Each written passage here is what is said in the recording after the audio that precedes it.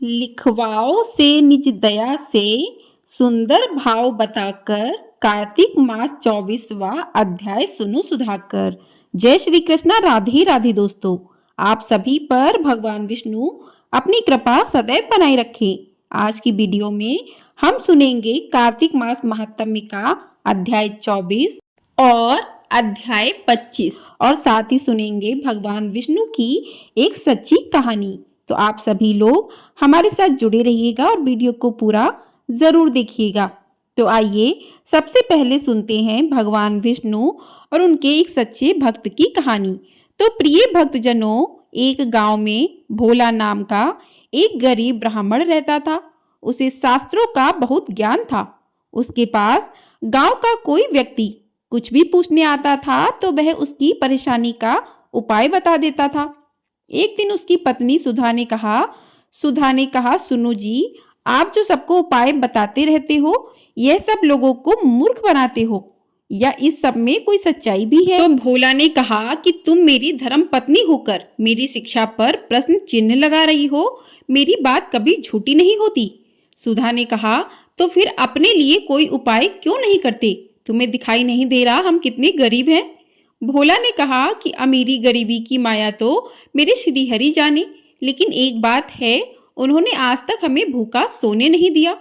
तभी सुधा ने कहा कि एक दिन ऐसा भी आएगा कि गांव में आपको कोई नहीं पूछेगा, तब भूखा ही सोना पड़ेगा। इसी तरह भोला भगवान विष्णु की भक्ति में लीन रहकर गुजर बसर कर रहा था। तभी एक दिन उसके पास एक सेठ जी आए और उन्होंने कहा, भोला, मेरे पास बहुत पैसा है, लेकिन सुख भोगने के लिए संतान नहीं है। मेरा क्या कसूर है जो मुझे संतान का सुख प्राप्त नहीं हो रहा? भोला ने कहा, सेठ जी, आपके पिछले जन्म के कर्मों के कारण आपके घर में संतान नहीं है। पिछले जन्म में आप एक शिकारी थे। आपने एक चिड़िया को मार दिया था। वह अपने बच्चों के लिए दाना लेने गई थी, जिससे उसके बच्चे भूख से तड़प कर मर गए। इसी कारण इस जन्म में आपको संतान का सुख नहीं मिल पाया है। सेठ जी ने कहा, पंडित जी, कोई तो उपाय होगा। तो भोला ने कहा कि सेठ जी, जब आपके पाप कर्म समाप्त हो जाएंगे तो आपको यह सुख मिल सकता है। इसके लिए आपको इंतजार करना होगा। सेठ जी ने कहा कि मैं आपका घर धन धान्य से भर दूंगा, किंतु मेरे घर में संतान होने का उपाय बता दीजिए। यह सुनकर भोला को गुस्सा आ गया। उसने कहा कि तुम मुझे धन से खरीदना चाहते हो, चले जाओ यहाँ से। उसके जाने के बाद सुधा ने कहा कि जब वह सेठ धन देने को तैयार थे तो तुम्हें क्या हो गया था? उसे उल्टा सीधा कुछ भी उपाय बता देते। भोला ने कहा कि श्री हरि विष्णु का भक्त हूँ, झूठ बोलकर पाप की कमाई नहीं कर सकता। यदि तुम्हें मेरे साथ रहना है तो रहो, नहीं तो चली जाओ यहाँ से। यह सुनकर सुधा को बहुत गुस्सा आया, लेकिन वह कुछ भी नहीं बोली और चुपचाप अपने घर के कामों में लग गई। जिस दिन से वे सेठ जी गए, उस दिन से गांव वालों ने भोला के पास आना बंद कर दिया, क्योंकि सेठ जी ने पूरे गांव में जाकर कहा कि वह तो लोगों को मूर्ख बनाकर पैसा ठगता है। ऐसी बातों को सुनकर गांव वाले भोला का विरोध करने लगे। कुछ समय के बाद भोला और सुधा की भूखे मरने की नौबत आ गई। तब सुधा ने कहा, मैंने तुम्हें कितना समझाया, लेकिन तुम तो अपने विष्णु भगवान के चक्कर में पड़े हो। अब जब हम जिंदा ही नहीं रहेंगे तो भगवान की पूजा कैसे करोगे? कुछ और दिन बीत गए। अब दोनों में उठा बैठा भी नहीं जा रहा था। वे दोनों अपने घर में लेटे हुए थे। सुधा ने कहा कि लगता है मरने का समय आ गया। तो भोला ने कहा, मुझे तो लगता है कि भगवान से मिलने का समय आ गया है। तू भी आखिरी समय में भगवान श्री हरि का ध्यान कर ले। भोला और सुधा दोनों श्री हरि भगवान विष्णु का ध्यान करने लगते हैं। उसी समय भगवान श्री हरि विष्णु उन्हें दर्शन देने के लिए प्रकट हो जाते हैं। भोला ने कहा, भगवान, अब तो हमारे अंदर इतनी भी हिम्मत नहीं है कि आपके श्री चरणों में प्रणाम कर सके। अब तो आप हमें अपनी शरण में ले लीजिए। भगवान विष्णु ने कहा, तुम मेरे ऐसे भक्त हो जो बिना किसी लालच के मेरी भक्ति कर रहे हो। इस कारण तुम्हें इसी संसार में रहकर धर्म की शिक्षा देनी होगी। तभी भगवान विष्णु की कृपा से भोला और सुधा दोनों पूर्ण रूप से ठीक हो जाते हैं। दोनों को भगवान विष्णु आशीर्वाद देते हैं, मेरी कृपा से तुम्हें अन्न धन की कमी कभी नहीं होगी। आज से तुम्हारा केवल एक ही उद्देश्य है, मेरी भक्ति करना। ऐसा कहकर श्री हरि विष्णु अंतर ध्यान हो गए। इस प्रकार से भोला और सुधा पर श्री हरि विष्णु ने अपना आशीर्वाद बरसाया, अपनी कृपा बरसाई। बोली भगवान विष्णु की जय। तो भगवान विष्णु ने जिस प्रकार से भोला और सुधा पर अपनी कृपा बरसाई, उसी प्रकार से कथा सुनने और सुनाने वाले पर भगवान विष्णु अपनी कृपा ऐसे ही बरसाएं। बोली भगवान विष्णु की जय। आइए अब सुनते हैं आज का अध्याय। पिछले अध्याय में हमने सुना था तुलसी मैया और आंवले के वृक्ष की महिमा। के बाद आज के अध्याय में राजा पृथु बोले कि हे मुनि श्रेष्ठ, आपने तुलसी के इतिहास, व्रत और महात्म्य के विषय में कहा। अब आप कृपा कर मुझे यह बताइए कि कार्तिक मास में क्या और भी देवताओं का पूजन होता है, यह भी विस्तार पूर्वक बताइए। तो नारद जी बोले कि पूर्व काल की बात है, संग पर्वत पर करवीकर में धर्मदत्त नामक विख्यात कोई धर्मज्ञ ब्राह्मण रहते थे। एक दिन कार्तिक मास में भगवान विष्णु के समीप जागरण करने के लिए वे भगवान के मंदिर की ओर चले। उस समय एक पहर रात बाकी थी। भगवान के पूजन की सामग्री साथ लिए जाते हुए ब्राह्मण ने मार्ग में देखा कि एक भयंकर राक्षसी आ रही है। उसका शरीर नंगा और मांस रहित है। उसके बड़े बड़े दांत, लपकती हुई जीभ और लाल नेत्र देखकर ब्राह्मण भय से थर्रा उठे।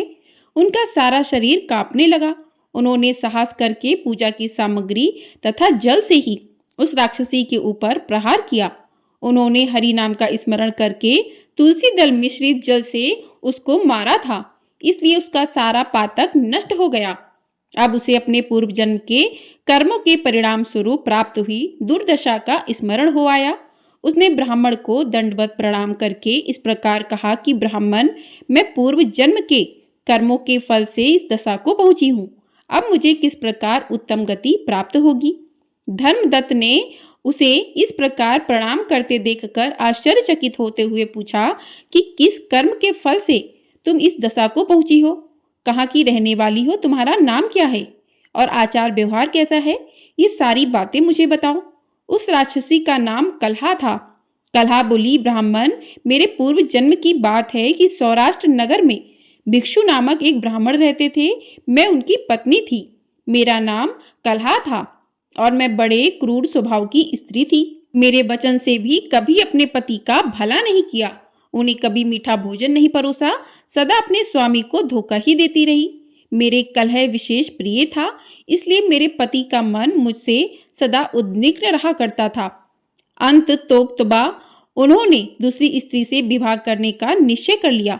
तब मैंने विष खाकर अपने प्राण त्याग दिए। फिर यमराज के दूत आए और मुझे बांधकर पीटते हुए यमलोक में ले गए। वहां यमराज ने मुझे देखकर चित्रगुप्त से पूछा कि चित्रगुप्त, देखो तो सही, इसने कैसा कर्म किया है। जैसा इसका कर्म हो उसके अनुसार यह शुभ या अशुभ फल प्राप्त करे। चित्रगुप्त ने कहा कि इसका किया हुआ कोई भी शुभ कर्म नहीं है। यह स्वयं मिठाइयां उड़ाती थी और अपने स्वामी को उसमें से कुछ भी नहीं देती थी।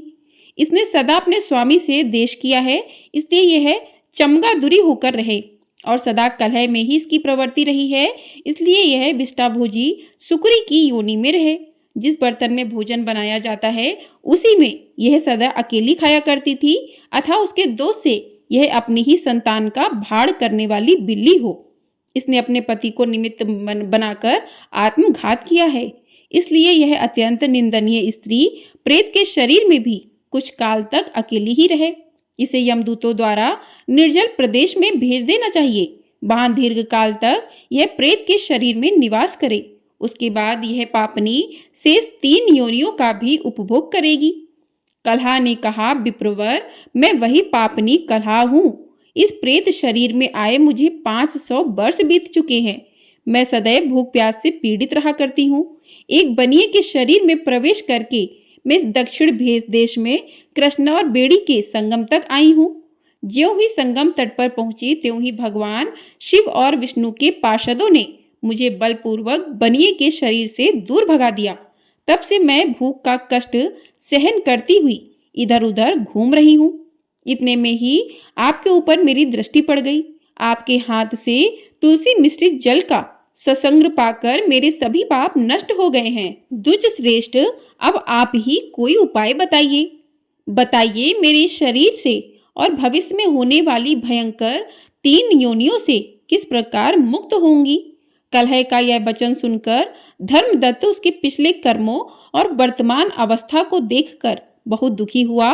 फिर उसने बहुत सोच विचार करने के बाद कहा, तो इस प्रकार से आज का अध्याय 24 यहीं पर समाप्त हुआ। आगे की अध्याय में धर्मदत्त ने क्या कहा वो आपको अध्याय 25 में सुनने के मिलेगा। तो चलिए अब अध्याय 25 सुनते हैं। सुना प्रश्न ऋषियों का और बोले सूत जी ज्ञानी। 25वें अध्याय में सुनो श्री हरि की बाणी। तो प्रिय भक्तजनों, आज के अध्याय में धर्मदत्त ने कहा, तीर्थ में दान और व्रत आदि सत्कर्म करने से मनुष्य के पाप नष्ट हो जाते हैं, परंतु तू तो प्रेत के शरीर में है अतः उन कर्मों को करने की अधिकारिणी नहीं है। इसलिए मैंने जन्म से लेकर अब तक जो कार्तिक का व्रत किया है उसके पुण्य का आधा भाग मैं तुझे देता हूँ, तो उसी से सद्गति को प्राप्त हो जा। इस प्रकार कहकर धर्मदत्त ने द्वादशाक्षर मंत्र का श्रवण कराते हुए तुलसी मिश्री जल से ज्यों ही उसका अभिषेक किया त्यों ही वह प्रेत योनि से मुक्त हो प्रज्वलित अग्निशिखा के समान तेजस्वनी एवं दिव्य रूप धारणी देवी हो गई और सौंदर्य में लक्ष्मी जी की समानता करने लगी। तदंतर उसने भूमि पर दंड की भांति गिरकर ब्राह्मण देवता को प्रणाम किया और हर्षित होकर गदगद वाणी में कहा कि हे द्विजश्रेष्ठ, आपके प्रसाद से आज मैं इस नरक से छुटकारा पा गई। मैं तो पाप के समुद्र में डूब रही थी और आप मेरे लिए नौका के समान हो गए। वह इस प्रकार ब्राह्मण से कह रही थी कि आकाश से एक दिव्य विमान उतरता दिखाई दिया। वह अत्यंत प्रकाशमान एवं विष्णु रूपधारी पार्षदों से युक्त था। विमान के द्वार पर खड़े हुए पुण्यशील और सुशील ने उस देवी को उठाकर श्रेष्ठ विमान पर चढ़ा लिया। तब धर्मदत्त ने बड़े ही आश्चर्य के साथ उस विमान को देखा और विष्णु रूपधारी पार्षदों को देखकर साष्टांग प्रणाम किया। पुण्यशील और सुशील ने प्रणाम करने वाले ब्राह्मण को उठाया और उसकी सराहना करते हुए कहा कि हे दुष्श्रेष्ठ, तुम्हें साधुवाद है, क्योंकि तुम सदैव भगवान विष्णु के भजन में तत्पर रहते हो, दीनों पर दया करते हो, सर्वज्ञ हो तथा भगवान विष्णु के व्रत का पालन करते हो। तुमने बचपन से लेकर अब तक जो कार्तिक व्रत का अनुष्ठान किया है उसके आधे भाग का दान देने से तुम्हें दूना पुण्य प्राप्त हुआ है और सैकड़ों जन्मों के पाप नष्ट हो गए। अब यह बैकुंठ धाम में ले जाई जा रही है। तुम भी इस जन्म के अंत में अपनी दोनों स्त्रियों के साथ भगवान विष्णु के बैकुंठ धाम में जाओगे और मुक्ति प्राप्त करोगे। धर्मदत्त, जिन्होंने तुम्हारे सम्मान भक्ति पूर्वक भगवान विष्णु की आराधना की है, वे धन्य और कृतकृत्य हैं। इस संसार में उन्हीं का जन्म सफल है। भली भांति आराधना करने पर भगवान विष्णु देहधारी प्राणियों को क्या नहीं देते। उन्होंने ही उत्तानपाद के पुत्र को पूर्व काल में ध्रुव पद पर स्थापित किया था। उनके नामों का स्मरण करने मात्र से समस्त जीव सद्गति को प्राप्त होते हैं। पूर्व काल में ग्रहग्रस्त गजराज उन्हीं के नामों का स्मरण करने से मुक्त हुआ था। तुमने जन्म से लेकर जो भगवान विष्णु को संतुष्ट करने वाले कार्तिक व्रत का अनुष्ठान किया है, उससे बढ़कर ना कोई यज्ञ है, ना कोई दान है और ना ही कोई तीर्थ है। विप्रवर, तुम धन्य हो, क्योंकि तुमने जगत गुरु भगवान विष्णु को प्रसन्न करने वाला कार्तिक व्रत किया है और जिसके आधे भाग के फल को पाकर यह स्त्री हमारे साथ भगवान लोक में जा रही है। तो इस प्रकार से अध्याय 25 पूर्ण हुआ। बोले भगवान विष्णु की जय। तो धर्मदत्त ने किस प्रकार से अपने कार्तिक माह का आधा पुण्य उस स्त्री को देकर विष्णु लोक प्राप्त करवा दिया। इसके आगे धर्मदत्त ने क्या कहा विष्णु भगवान के पार्षदों से, या उन्होंने धर्मदत्त से क्या कहा, ये आपको आगे के अध्याय में सुनने के लिए मिलेगा। तो आप लोग आगे के अध्याय भी अवश्य सुनिएगा। जय श्री कृष्णा, राधे राधे। दोस्तों, आपको यदि ये वीडियो पसंद आई है तो वीडियो को लाइक अवश्य कर दीजिएगा। चैनल पर पहली बार आए हैं तो चैनल को भी सब्सक्राइब कर लीजिएगा, ताकि आपको हमारे चैनल पर आने वाले सभी व्रत त्योहार की वीडियो समय से प्राप्त हो सके। तो चैनल को सब्सक्राइब करके ढेर सारा अपना प्यार अवश्य दीजिएगा और कमेंट बॉक्स में जय श्री कृष्णा, राधे राधे भी अवश्य लिखिएगा। भगवान का नाम कार्तिक महीने में विशेष महत्वपूर्ण होता है। कार्तिक महीना ही बहुत महत्वपूर्ण होता है, तो इस महीने में भगवान विष्णु का पूजा अर्चना, दीपदान इत्यादि का विशेष महत्व रहता है।